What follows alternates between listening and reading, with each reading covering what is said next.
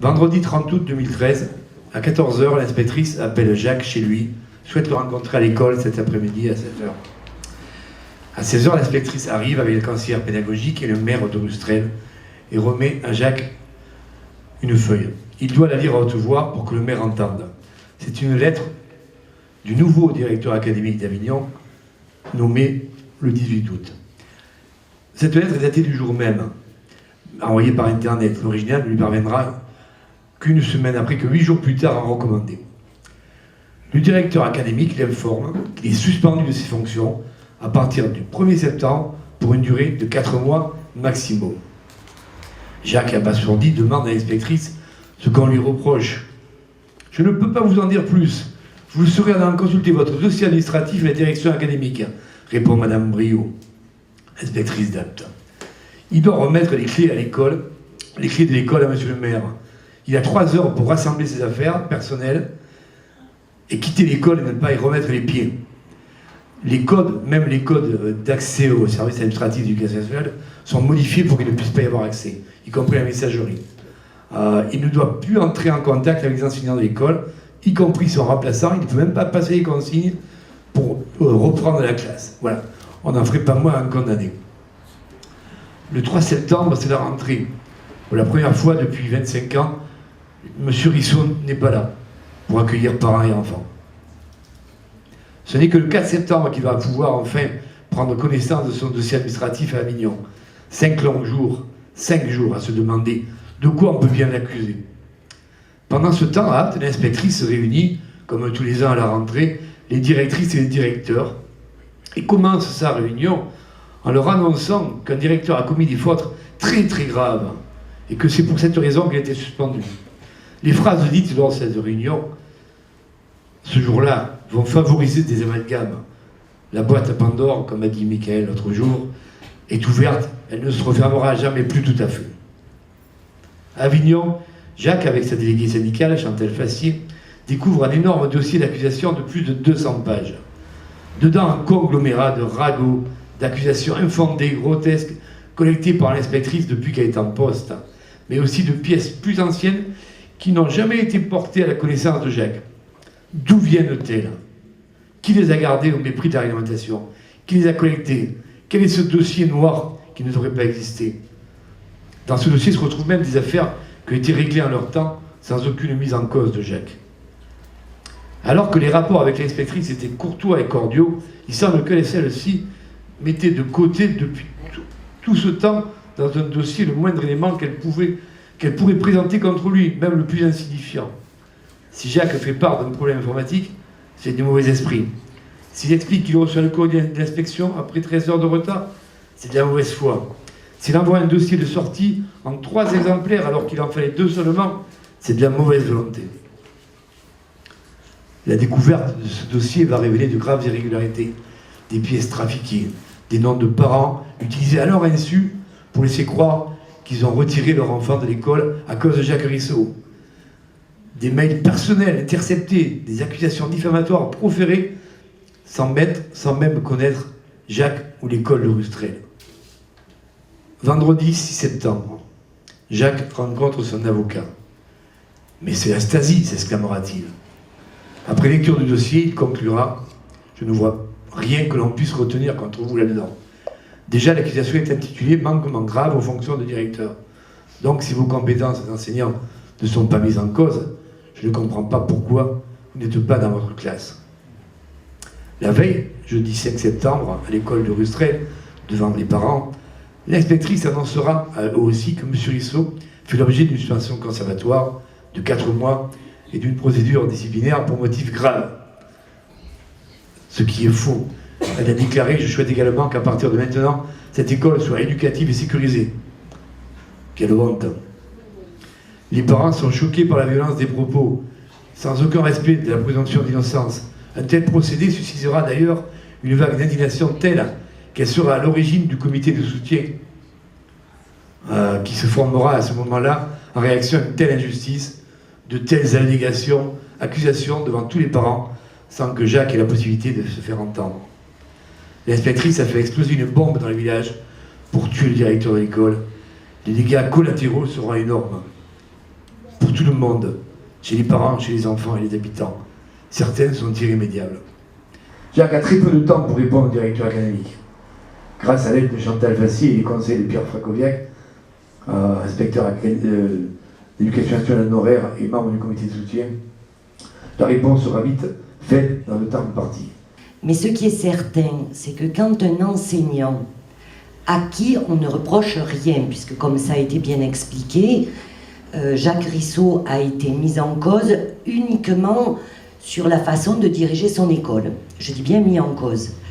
Et effectivement, rien ne justifie déjà au départ que Jacques Rissot soit suspendu de ses fonctions d'enseignant. Ça, c'est un premier problème dans ce dossier.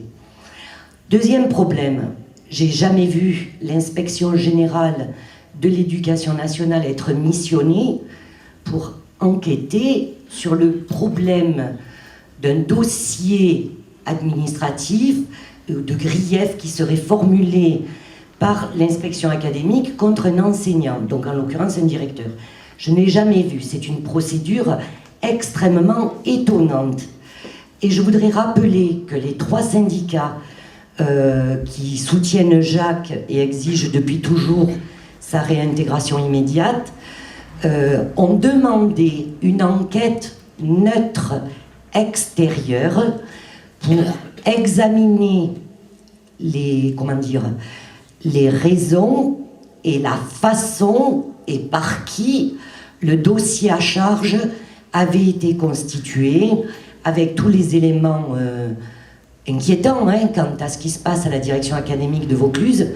Et je voudrais saluer la collègue qui tout à l'heure a fait part de son point de vue et de celui des collègues autour d'elle, parce qu'effectivement, on veut faire peur à tous les enseignants. On veut les mettre au pas.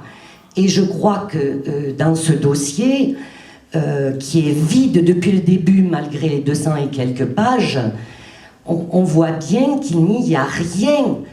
Au deuxième arrêté de suspension, il n'y a toujours pas de motif. Quand les 3 syndicats, vendredi 3 janvier, demandent au directeur académique « Mais quelle est la faute qui justifie la poursuite de la suspension ?» et la procédure disciplinaire qui continue avec l'annonce d'un conseil de discipline et d'une sanction. La sanction, entre nous, c'est un secret de polichinelle. Ce dont rêve M. Peck, le directeur académique, c'est un déplacement d'office, non pas, c'est-à-dire le muter à perpète, loin de Rustrel en tout cas. Mais ce qui est quand même frappant, c'est que vraiment rien ne tient debout. Il le sait bien lui-même, le directeur académique. Et je pense que la question de fond, et je crois que c'est notre ami Pierre Fracoviac qui l'explique le mieux, puisque lui, il était dedans, la hiérarchie, donc il est mieux à même que moi, qui n'était qu'instit et directrice d'école, de le percevoir, mais c'est le sentiment que la hiérarchie départementale s'est tellement enferrée dans cette affaire, a tellement mouillé sa chemise pour essayer de prouver l'injustifiable, qu'ils ne veulent pas reconnaître qu'ils sont allés trop loin. Et quelque part, ils tentent de se sauver eux-mêmes. Madame Brio a volé des mails. Madame Brio a utilisé à leur insu le nom d'habitants de Rustrel en indiquant qu'ils ne voulaient pas venir à l'école à cause de M. Rissot, alors que les personnes concernées ont dénoncé cette situation comme étant totalement fausse et se sont insurgés de l'utilisation de leur nom à leur insu pour nuire au directeur de l'école qu'elles ne connaissaient pour certains même pas. Je veux dire, ils veulent empêcher que la lumière soit faite sur les dysfonctionnements très graves de l'éducation nationale dans ce département. Et ensuite, monsieur le directeur académique, alors l'inspection générale dit qu'il s'est précipité. On peut comprendre qu'en arrivant, il n'est pas bien vu, il n'est pas bien lu, même si c'est quand même un problème, de suspendre les gens et d'engager une procédure disciplinaire sans avoir tout lu, admettons. Mais dans ce dossier, le pire de tout, c'est que M. Beck, qui ne connaissait pas Jacques Rissot, le directeur académique, n'a pas cherché à le rencontrer. Et ça, on ne l'a jamais vu. Un fonctionnaire qui fait l'objet d'une suspension, qui est mise en cause, qui n'est contacté ni avant, ni pendant la procédure par sa hiérarchie, c'est de l'invraisemblable.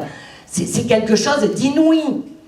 Et aujourd'hui, sur France Bleu Vaucluse, ce soir, à 17h, M. Beck, interviewé par cette radio, indiquait qu'il convoquait un conseil de discipline, accrochez-vous bien, pour qu'il y ait débat, pour qu'il y ait discussion, pour qu'il y ait échange. Comme je l'ai dit à la radio, après l'avoir entendu sur le champ, c'est quand même invraisemblable que M. Beck, directeur académique, ait le toupet de vouloir faire croire à l'opinion publique qu'on convoque un conseil de discipline pour y traduire un fonctionnaire juste pour discuter et débattre. Parce qu'un conseil de discipline, et tous les fonctionnaires le savent, c'est parce qu'on a commis une faute et parce qu'on va être sanctionné, et qu'il y a donc réunion d'une moitié parité administrative, d'une moitié des représentants des personnels pour se prononcer sur la sanction proposée. C'est ça un conseil de discipline. Mais M. Beck ne manque pas de toupet. Il dit qu'il veut débattre, en particulier avec M. Rissot, mais il ne l'a jamais convoqué. La seule fois où il a reçu M. Rissot, c'était à sa demande, comme cela a été dit, le 24 septembre, et même pas pour l'écouter, pour lui dire « vous allez être sanctionné », pour lui dire « vous avez commis des fautes, je ne peux pas encore les prouver, mais je vais m'y employer, j'étudie ça, c'est pour ça que vous êtes suspendu 4 mois ». Bon, mais au bout de 4 mois, il n'a rien réussi à prouver, il n'a rien réussi à démontrer, il persiste. Alors il dit « oh mais je ne vais pas le prolonger peut-être 4 mois de plus ». Ah ben, ça fait plaisir de l'entendre. Il dit « j'ai été amené à prolonger la suspension parce qu'il y a eu l'enquête des inspecteurs généraux. » Bon, admettons, en attendant, aux yeux de tous, si on continue à être suspendu, c'est qu'on est coupable. C'est encore la présomption d'innocence de Jacques Rissot qui est mise à mal. C'est son honneur qu'on bafoue. Et il a reprécisé aussi que, contrairement à ce qu'il avait dit au syndicat et à ce qu'a dit Serge dans son introduction, que le conseil de discipline, c'était pas sûr du tout qu'il donne une sanction. Alors ça, ben écoutez, ravi d'entendre ça ce soir, et je crois que c'est la meilleure nouvelle de la soirée pour tous les membres du comité, puisqu'apparemment, monsieur le directeur académique a l'air moins sûr de lui qu'il y a quelques jours, puisqu'il dit que peut-être il n'y aura pas de sanctions proposées. Ben alors la question posée, ben c'est pourquoi le conseil de discipline? S'il n'y a pas de sanctions proposées, il n'y a pas de raison qu'il y ait un conseil de discipline. En tout cas, c'est une évidence.